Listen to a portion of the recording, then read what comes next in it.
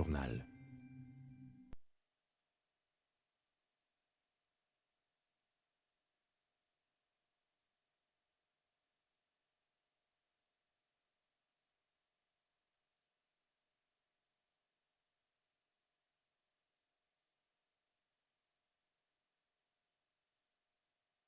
Édition du journal de la mi-journée sur l'RTNC.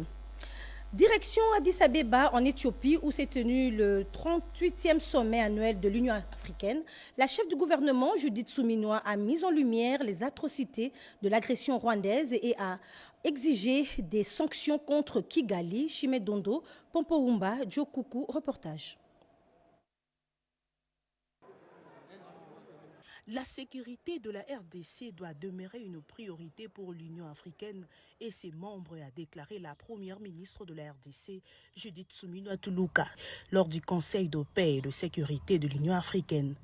La chef du gouvernement congolais a condamné le laxisme de l'Union africaine face à l'agression de son pays par le régime rwandais qui est à l'origine de crimes le plus grave et le déplacement de population. Pour une fois, il va falloir ne pas garder une position de neutralité, mais effectivement affirmer que la RDC est agressée par le Rwanda. Donc nous avons eu des échanges à ce niveau-là et je pense qu'un certain nombre de pays autour de nous ont pu affirmer, pour une fois en tout cas, le nom du Rwanda en dehors de la RDC a été indiqué dans la salle comme étant l'agresseur en ayant des troupes sur le territoire congolais. Et donc dans le résumé en fait du rapport, c'était que appel au cessez-le-feu immédiat, appel au processus de Luanda, la continuité du processus de Luanda avec pour la partie congolaise la neutralisation des FDLR, mais pour la partie rwandaise, le retrait des troupes rwandaises sur le territoire congolais. On a aussi de nouveau indiqué la nécessité de la réouverture de l'aéroport de Goma, la sécurisation de Goma. Évidemment, il faudra bien tenir compte des derniers développements sur le Sud Kivu. Nous avons parlé aussi du couloir humanitaire et du respect des droits de l'homme et des principes humanitaires. Au cours du sommet, les élections ont eu lieu, aboutissant au remplacement de Moussa Faki à la tête de la Commission de l'Union africaine par le ministre des Affaires étrangères de Djibouti, Mohamed Ali Youssouf. Ces changements de leadership est perçu comme une opportunité pour redynamiser l'organisation et répondre plus efficacement aux crises en cours. Au terme de travaux, la première ministre Judith Suminwa Tuluka a évoqué l'urgence d'un cessez-le-feu immédiat et la nécessité de poursuivre le processus de paix de Luanda. Elle a boycotté la traditionnelle photo de famille, lançant ainsi un signal fort au monde entier. Merci. En réponse à l'appel de solidarité nationale lancé par le chef de l'État, les militaires invalides du camp CETA et leurs familles ont reçu une visite de réconfort et de soutien du général-major Camille Bombele, responsable du service d'éducation patriotique et action sociale des FARDC. Images et commentaires. Une preuve qu'ils ne sont pas oubliés et qu'ils ont la compassion de tous les fils et toutes les filles de la République démocratique du Congo. À ces compatriotes blessés pour une cause noble et les familles, le général-major Camille Bombele, responsable du service d'éducation civique, patriotique et action sociale des FARDC, a notamment recommandé la sérénité, assurant que le pays tout entier est mobilisé derrière eux. Il a en outre encouragé tout un chacun à faire confiance au président de la République et commandant suprême des forces armées de la République démocratique du Congo et de la police nationale congolaise. Le général-major Camille Bombele a à cette occasion rappelé la mission confiée aux hommes des troupes par la Constitution, à savoir défendre l'intégrité du territoire national et protéger la population et leurs biens. Lors de cette visite de réconfort et de suivi des blessés au camp militaire CETA, les femmes des militaires blessés ont également été assistées à l'initiative de la présidente de l'ONG Congo Présence Service, Guylaine Ntole Kabena, et de la fondation Etienne Tshisekedi. Il est par ailleurs prévu dans les tout prochains jours la réhabilitation des blocs de logement et l'installation des toilettes publiques au sein de ces camps militaires CETA. Passons à présent à cette collecte de fonds lancée par l'Interfédération de l'Union pour la Nation congolaise, UNC à Kananga, pour soutenir les FARDC. Initiative du député Marcel Tchipelepele. Les membres du parti de Vital Kamerhe ont répondu en masse à cet appel patriotique. Images et commentaires. Goma Tukupamoka! Goma Tukupamoka! Bukavu Tukupamoka! Ils ont répondu positivement à l'appel patriotique lancé par le président de la République Félix-Antoine Tshisekedi.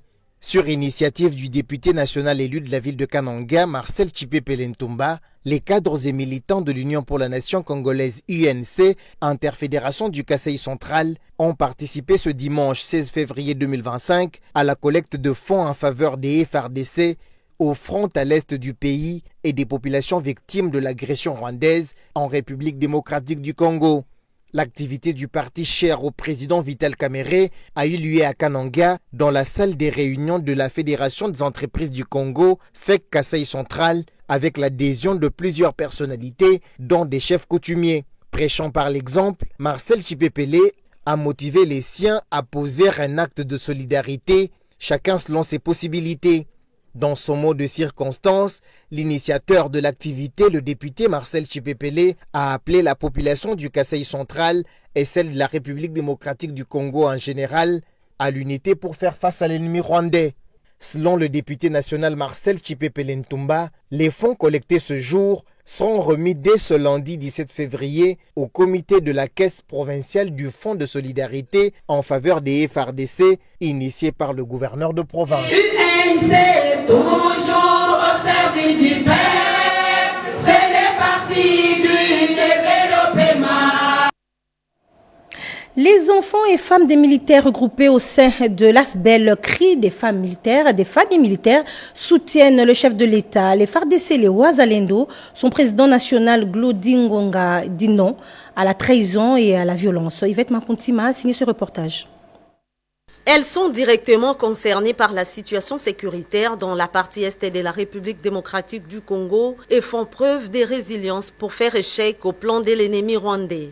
Les femmes et enfants des militaires libèrent leurs paroles et apportent leur soutien au commandant suprême des forces armées de la République démocratique du Congo, Félix-Antoine Tshisekedi Tshilombo, et aux leurs qui s'emploient à défendre la patrie avec les Wazalendo. Motivée par l'association sans but lucratif Cri des familles militaires, cette composante de la cellule des bases de notre existence s'est plus qu'engagée dans l'effort commun. Le président Glodingonga a montré la voie à suivre, lui, enfant d'un militaire. Si aujourd'hui on était venu, c'était avec un seul but, faire comprendre aux gens que nous, nos parents, donnent leur vie pour ce pays. Ce n'est pas le moment de trahir ce pays. Le chef de l'État a dit tout haut, c'était qui les ennemis de ce pays? La République. Excellence, Monsieur le Président. Ça, c'est un message que les familles de militaires vous lancent aujourd'hui. Vous avez démontré votre détermination à mettre fin à cette guerre causée par nos propres richesses. Nous sommes prêts à vous soutenir, toutes les familles de militaires, parce que c'est nous qui restons ici orphelins. C'est nous qui restons veuves ici. Ne vous laissez pas intimider. Nous sommes prêts à vous soutenir, chef. De son côté, la coordonnatrice de cette ASBEL, Virginie Ngonga, a appelé les différentes familles militaires à adopter une attitude responsable, évitant tout recours à la violence. Nous allons soutenir nos parents face à cette crise, a insisté en dernier le numéro 1 des cris des femmes et enfants des militaires, Glodingonga. Et les premières sessions gratuites de formation professionnelle ont été lancées à Kinshasa dans l'amphithéâtre du ministère des Affaires étrangères. Le vice-premier ministre, ministre de l'Intérieur, Jacques Méchabani, a présidé cette cérémonie représentant la première ministre Judith Souminois. Un reportage signé Bobo Anani Mokonzi. Dans un monde de select, apprendre par compétence reste un atout majeur pour s'effrayer une place, d'où la révolution intellectuelle s'impose. Soucié d'adapter sa population à la vitesse de la révolution industrielle, le gouvernement congolais met en place un cadre gratuit d'apprentissage dans différentes filières destiné aux cadres, étudiants et jeunes apprenants, toutes tendances confondues. Ces derniers vont bénéficier de formations gratuites pour développer leurs compétences et connaissances. Objectif, c'est perfectionner dans les domaines spécifiques pour une orientation professionnelle. Pour cette première édition ouverte par le vice-premier ministre au ministre de l'Intérieur et Sécurité, Maître Jekme Chabani, au nom de la première ministre, près de 5000 candidats identifiés dans toutes les couches de la population venus des différentes provinces auront accès à cette formation. Ces challenges, initiés par le gouvernement central par les biais du ministère de la formation professionnelle, visent aussi à créer un acte de la jeunesse pour une formation de qualité adaptée aux besoins du marché congolais en vue de relever les défis de son employabilité. La construction d'une société fondée sur les compétences et la professionnalisation des métiers permet à coup sûr la construction d'une société équilibrée. Je salue et remercie les partenaires et tous ceux dont le soutien a rendu possible cette action en levant cet obstacle en vue de permettre à la jeunesse de notre pays d'accéder ainsi gratuitement à une formation de qualité et de se construire un avenir meilleur. Le gouvernement congolais s'est assigné cet objectif dans l'optique de construire une société basée sur les compétences et professionnalisme des métiers pour un monde équilibré. Dans le Nord Ubangi, un groupe d'investisseurs anglais et français accompagné du gouverneur de la province Malo Mobutu a récemment exploré les opportunités économiques de cette province. Cette mission de prospection vise à mettre en lumière des potentialités de développement et d'investissement dans cette région. Images et commentaires. Aussitôt arrivés, ces investisseurs ont pris la direction de Mobaïmbongo pour visiter les installations de la centrale hydroélectrique de Mobaïmbongo qui est aux arrêts depuis quelques mois. Intéressés par les activités agroalimentaires comme domaine d'investissement, ils ont visité l'ex-ferme de Nganza située à plus ou moins 7 km du centre-ville de Gbadolité, l'une des entités du Centre de développement agro-industriel CDI en abrégé. Après cette étape, le visiteur du gouverneur de province Mobutu Nzimba Malo se sont rendus dans les installations de la société des boissons de Lubangui, SBI, une usine qui jadis produisait des boissons sucrées Coca-Cola et Fanta dans la ville de Gbadolité. À la fin de cette visite, le gouverneur de province et les chefs de la délégation se sont exprimés en ces termes. Nous ne souhaitons pas aller à grande vitesse pour que par la suite nous ayons approximativement les mêmes problèmes. Donc je demande à la population d'être patiente et qu'elle s'assure qu'en tant que gouverneur de province, je fais tout mon possible et tout ce qui est nécessaire pour que la centrale puisse revenir à pleine puissance. Bon, premièrement, je souhaite féliciter son Excellence ainsi que le directeur technique. Au vu des explications qu'ils nous ont données, je trouve que ça a été un travail qui a été quand même assez titanesque. Nous sommes ici aujourd'hui pour voir, comme le disait son Excellence, les opportunités. Et vous savez, les choses ne peuvent pas se régler en un clin d'œil. Même en Europe, vous avez des inondations et des fois ça prend des 6 mois, 1 an, le temps de tout réparer. Allons à présent dans le sud Ubangi, où en séjour dans cette province, Thérèse Kapata Alongaboni, présidente nationale de l'association des épouses des policiers pour le développement, a fait un don des matériels médicaux et des médicaments au centre médico-chirurgical de la PNC à Guémena. Le centre médico-chirurgical de la PNC Sud-Ubangi vient de bénéficier d'un lot important de matériel médicaux pimpant neuf et des médicaments. Une dotation de la présidente nationale de l'association des épouses des policiers, Madame Thérèse Kapata Alongaboni, l'épouse du commissaire général de la PNC.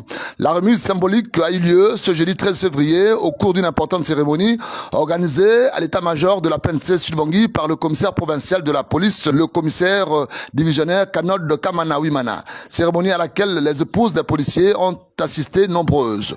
Prenant la parole à cette occasion, la présidente de l'AEPD, qui poursuit son séjour à Guémena, a dit que cela est la matérialisation de la promesse qu'elle avait faite lors de sa première visite à Guémena, lorsqu'elle était venue installer cette association. Par cet acte, elle veut améliorer les conditions d'accès aux soins de santé des policiers et de leurs familles.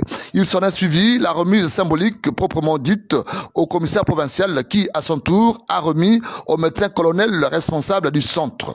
Madame Thérèse Kapata Alongaboni n'a pas manqué de visiter quelques malades admis dans ce centre avant de se confier enfin à la presse. J'étais ici la fois passée en visite pour l'installation de notre association des épouses des policiers. Il m'était venu à l'idée de visiter l'hôpital de la police. Quand je suis arrivée, j'étais très très triste de voir les conditions auxquelles les épouses des policiers mettent en marche. Alors, je suis partie avec ça à cœur, je me suis battue avec le paie que je gagne par rapport à mon travail. Et j'ai aussi intéressé d'autres épouses de policiers de Kinshasa. On a essayé de cotiser, on a pu obtenir un montant et avec ces montants-là, on a pu obtenir tous ces matériels qu'on a ramenés ici à Yéména. Voilà, avec nos propres efforts, nous les épouses de police. Restons dans le sud Ubangi pour vous annoncer cette fois-ci que le Conseil provincial de la jeunesse a élu un nouveau bureau pour un mandat de 3 ans et ce dernier sera présidé par Tonto Louza Daye qui s'engage à dynamiser les initiatives de la jeunesse. L'hémicycle de l'Assemblée provinciale du Chibangui a servi ce vendredi 14 février 2025 de cadre à l'Assemblée générale élective du Conseil provincial de la jeunesse. Il était question de l'élection d'un nouveau bureau pour un mandat de 3 ans et aussi d'un comité de suivi. En effet, 123 électeurs représentant les différentes structures d'encadrement des jeunes et membres du Conseil provincial de la jeunesse sont venus de 4 territoires et de 2 villes que compte la province du Chibangui. C'était sous la supervision du ministre provincial en charge de la jeunesse, M. Félix Mondessier, en présence de beaucoup d'invités et des jeunes venus nombreux. À l'issue des élections, où le chef de la division provinciale de la jeunesse faisait partie du bureau de vote, M. Zouza Dali et Tonton est élu président avec une majorité très écrasante de 115 voix sous les 123 votants. Il sera secondé par M. Blanchard Midou et Yangué Selebina, élus respectivement premier et deuxième vice-président. Bien avant le vote, le nouveau président du CPJ, dans son discours, a promis de redorer l'image de cette structure dans la province du Chibangui. Michel. Bon, félicitations pour vous. Et dans le but de réorienter ses actions en faveur des déplacés internes et rapatriés d'Angola, l'UNHCR a organisé un moment stratégique de réflexion MSR 2026. D'autres détails avec Franklin et Claire Kalombo. Le ministre provincial de l'Intérieur, Peter Tchesouaka, qui a lancé cette activité en présence de membres du gouvernement, des députés provinciaux et d'autres partenaires, a remercié l'UNHCR pour son appui aux déplacés internes et aux retournés d'Angola. Le HCR nous offre une opportunité précieuse de nous engager dans un dialogue constructif afin d'analyser ensemble les progrès réalisés et de tirer des enseignements précieux de son expérience. Les résultats obtenus en 2024 ont été présentés et les travaux en groupe ont permis de formuler des recommandations pertinentes qui seront prises en compte dans les opérations de 2025. Simplice Pangui, chef de bureau UNHCR Kassai, en donne les détails. Réflexion stratégique, c'est un moment un peu programmatique. Simplement parce que c'est le moment pour nous de discuter avec l'ensemble des parties prenantes pour faire un point. Faire un point sur les activités que nous avons menées l'année dernière, pour voir qu'est-ce qui a été bien fait, qu'est-ce qui mérite d'être corrigé et quelles sont, n'est-ce pas, les perspectives, n'est-ce pas, qu'on peut avoir par rapport à cette année ou bien par rapport à l'année prochaine. Il y avait beaucoup de suggestions, beaucoup de recommandations qui ont été faites et des choses pertinentes qui ont été dites et pour lesquelles nous avons pris naturellement des notes sur la base des échanges que nous avons eus.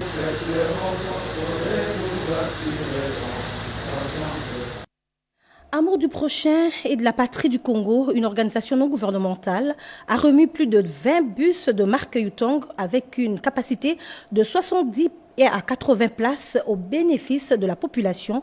Renette Koulonga, Cédric Nsakala ont signé ce reportage. Amour du prochain et de la patrie du Congo, une organisation non gouvernementale décidée de contribuer à l'allègement du calvaire qui vit la population quinoise pour sa mobilité. Plus de 20 bus de marque Yutong avec capacité de 70 à 80 places assises achetées sur fonds propres vont bientôt desservir principale artère de Kinshasa. L'arrivée de ces bus est un véritable soulagement pour la population quinoise confrontée aux incessants problèmes de transport. Déjà 4 bus seront mis en circulation après la cérémonie d'inauguration qui est intervenue ce samedi 15 février 2025 au Stade des Martyrs. La questeur adjointe de l'Assemblée nationale, Grace Neema, s'est dit ravie de l'initiative et encourage le promoteur du projet, M. Sylvestre Dagnosi Makambo. La population quinoise, c'est pas pour dire à la population congolaise qu'on ait des problèmes sérieux, quant à ce qui concerne le transport.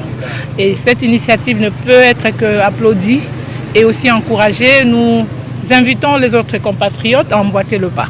Le représentant de l'initiateur du projet a loué la détermination de Sylvestre Danosi Makambo, les responsables de cette structure qui se base sur 3 piliers pour accompagner les actions du chef de l'État, Félix Antoine Tshisekedi. Il s'agit des transports, de la santé et l'agriculture. Nous le faisons sous la pulsion du chef de l'État, Félix Antoine Tshisekedi Tshilombo, malgré tout ce que nous avons comme guerre à l'Est, mais il a fallu que nous puissions relancer parce qu'il avait déjà donné un ton, il a encouragé les jeunes et tout le monde soucieux de pouvoir accompagner le gouvernement pour des actions concrètes. Et aujourd'hui, M. Sylvestre, qui est justement le président national du regroupement politique APPC. Plusieurs personnalités ont assisté à la cérémonie d'inauguration. Parmi celles-ci, l'autorité municipale de la commune de Kinshasa et les chefs coutumiers qui attendent de soutenir le projet. Assurer la bonne diffusion des messages du gouvernement et veiller avec censure les déclarations et les communications numériques des populations en cette période de guerre médiatique est devenue l'arme de l'ennemi. Mission assignée au réseau national de télécommunications par satellite Renatelsat. Rodépanda, reportage. En ces temps de guerre d'agression rwandaise que traverse la RDC, tout fait, gestes et surtout la communication médiatique devraient être suivis à la loupe afin d'éviter tout dérapage. Cette guerre qui est devenue médiatique avec l'intelligence numérique de plus en plus grandissante dans le monde, les ennemis de la RDC s'en servent comme arme de guerre pour plonger la population et l'opinion dans une psychose et la panique. Le directeur général du réseau national de télécommunications par satellite, Renatelsat, Jean-Pierre Bondo Alombi Folo, a réuni les chefs des différents départements et autres cadres de son entreprise pour une communication basée essentiellement sur les comportements à adopter en cette période dans une totale observance des mesures sécuritaires. La situation de l'Est nous préoccupe tous. C'est une urgence de conscientiser les cadres et agents sur la responsabilité qu'a le Renatelsat. Le Renatelsat, diffuseur public, est donc celui qui transporte les signaux audiovisuels à travers la République. Nous devons être prêts pour nous armer, à faire un effort pour que la guerre médiatique, tous les messages que le président, que le gouvernement, que le porte-parole du gouvernement passe à la télévision comme à la radio, puissent être suivis. Et j'ai attiré aussi l'attention aux cadres et agents de faire très attention avec ce poison rwandais qui risque aussi de toucher quelques-uns ici. Nous voulons rassurer le gouvernement de la République et le président de la République et notre ministre que nous sommes derrière eux, nous sommes derrière le FARDC, le Wazalendo. En tant que transporteur officiel des signaux audiovisuels à travers les territoires nationaux, Renatelsat s'approprie donc les instructions du gouvernement et de la tutelle pour écorner les mensonges, poison rwandais et mettre la population à l'abri. À Kinshasa, le 15 février, le Centre culturel et artistique des pays d'Afrique centrale a accueilli le concert Debout, Peuple du Congo avec Missa Congo, appelant à la mobilisation face à l'agression rwandaise, un événement culturel visant à collecter des fonds pour les victimes dans l'Est de la République démocratique du Congo et qui va se dérouler pendant 5 jours jusqu'au 20 février 2025. Renette Koulonga à Ponzuzi, reportage. C'est par les chants proposés par 2 meilleurs chœurs de Kinshasa qu'a débuté ce grand appel à la mobilisation. Le lieu choisi, c'est le Centre culturel et artistique de pays de l'Afrique centrale. Il faut cimenter par la culture notre pays. La culture, c'est la base de tout. Nous venons ici échanger notre savoir, donner du savoir aux plus jeunes. Le directeur du centre explique la raison de ces concerts. Vous savez, pour libérer le pays, pour sauver le pays, il faut d'abord que nous soyons unis. Pour être unis, il faut savoir qui nous sommes. Et ça, c'est le rôle de la culture, de rappeler aux Congolais d'où ils viennent, le travail de la mémoire, le travail de la responsabilité citoyenne. Alors, nous avons voulu que les Congolais soient réunis aujourd'hui dans ce que nous avons appelé la Missa Congo. Faire une collecte de fonds pour ceux qui sont dans la misère de la guerre au Kivu. C'est dans le but de renforcer la souveraineté nationale, promouvoir la résistance culturelle et citoyenne, mais aussi renforcer la solidarité et la cohésion nationale. Car la culture met en exergue le valeur des responsabilités dans un pays. L'orchestre symphonique de chorale Luc Géant, Pel Canto et la Grâce sous l'égide des maestros Armand Diangenda ont animé cette soirée patriotique avec beaucoup d'émotion.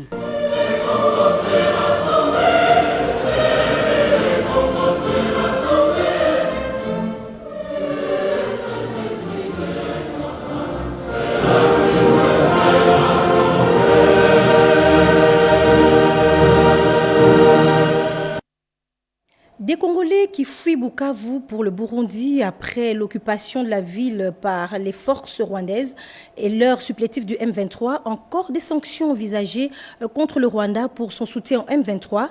Ituri, menacé par le groupe armé Codeco, ces quelques sujets constituent l'ossature de la revue de presse dans une sélection et présentation de Jean-Pierre Ndolodemazou et Jires Tofunji.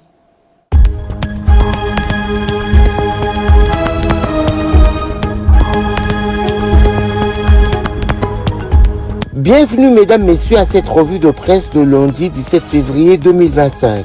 Des Congolais affluent vers le Burundi après l'entrée de la coalition RDF M23 AFC à Bukavu, annonce info27.cd. La progression des terroristes du M23 soutenus par l'armée rwandaise pousse plusieurs habitants du Sud Kivu à fuir vers le Burundi. Des véhicules transportant des Congolais et des Burundais en provenance de la RDC sont orientés directement vers le camp de la police de Gatumba au Burundi. Les Burundais sont séparés des Congolais puis relâchés après présentation des pièces d'identité. Les Congolais, eux... Invasion rwandaise à Bukavu, la France envisage des sanctions contre le régime Kagame, titre Le Potentiel. Les nations éprises de paix se mobilisent pour appliquer des sanctions contre le régime de Paul Kagame. La dernière nation en date est la France d'Emmanuel Macron, qui envisage déjà la possibilité d'infliger des sanctions à Kigali, lesquelles pourraient inclure des restrictions sur les échanges commerciaux et des mesures ciblant des responsables rwandais. Recrudescence des violences par les milices Codeco et Zaïre, Ituri, la MONUSCO alerte les autorités congolaises, rapporte La Prospérité. Le groupe armé Codeco privilégie l'utilisation d'armes blanches lors de ces attaques. Les casques bleus se sont déployés et ont échangé des tirs avec les assaillants qui avaient malheureusement tué plus de 80 civils, incendié des habitations et causé la panique au sein des populations du territoire de Djougou. La chef de la MONUSCO, Bitou Keïta, condamne cette attaque odieuse. La MONUSCO tient à rappeler que les attaques délibérées contre les populations civiles peuvent constituer des crimes de guerre.